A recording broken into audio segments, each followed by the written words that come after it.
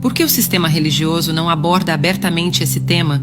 Por que os grandes líderes religiosos ignoram deliberadamente o relato bíblico e a verdadeira essência desse assunto? Do que estou tratando? Anjos caídos, suas consequências e a destruição. Se você não aprecia discussões centradas na Bíblia, este vídeo pode não ser adequado para você. Temos com certeza outros vídeos neste canal que o farão refletir mais profundamente sobre o mundo em que vivemos. Dito isso, Gênesis 6, versículo 4 afirma: Quando os seres humanos começaram a multiplicar-se sobre a face da terra e lhes nasceram filhas, os filhos de Deus viram que as filhas dos seres humanos eram bonitas, e dentre elas escolheram por mulheres as que desejaram. Após a queda, essa foi possivelmente a pior ação que esses seres arquitetaram contra a humanidade.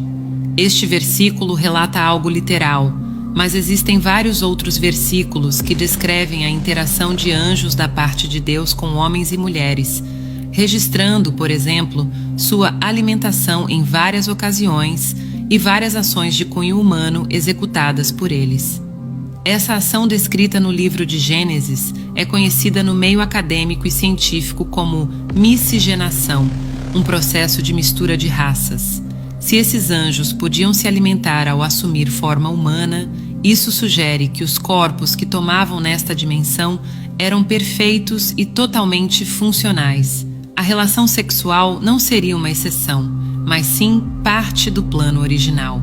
Vamos nos aprofundar um pouco mais nessa ação. A pergunta que talvez venha à sua mente pode ser a mesma que fiz a mim mesmo em meu despertar.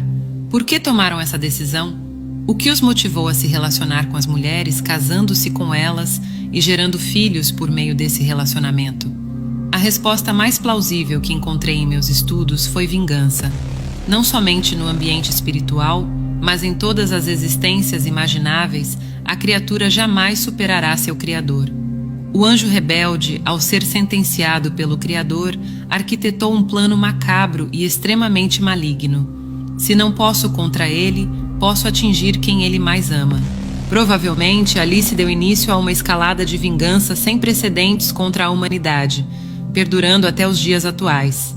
Para entender melhor esse ímpeto vingativo, analisemos diversas culturas ao redor do mundo, explorando mitos, lendas e as consequências da miscigenação angelical. Mas antes voltemos à Bíblia, no livro de Gênesis, precisamente no capítulo 6, versículos 6 e 7. E viu o Senhor que a maldade do homem se multiplicava sobre a terra, e que toda a imaginação dos pensamentos de seu coração era só má continuamente. Então arrependeu-se o Senhor de haver feito o homem sobre a terra, e pesou-lhe em seu coração.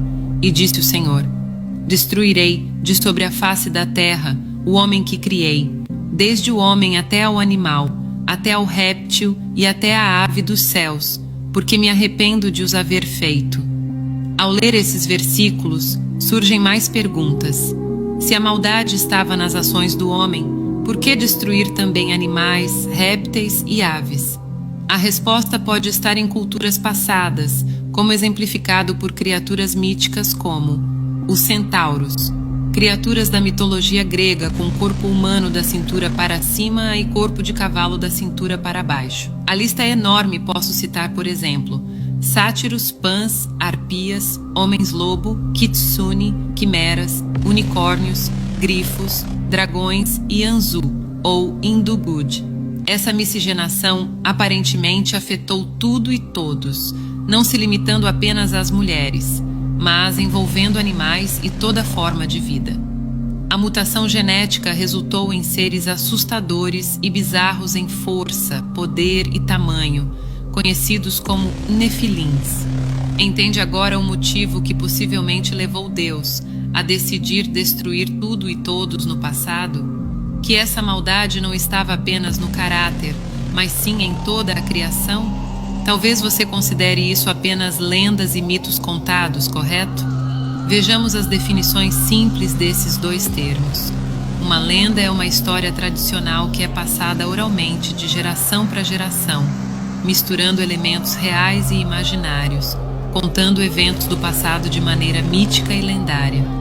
Um mito é uma narrativa tradicional que explica a origem de algo, como costumes, fenômenos naturais ou características culturais.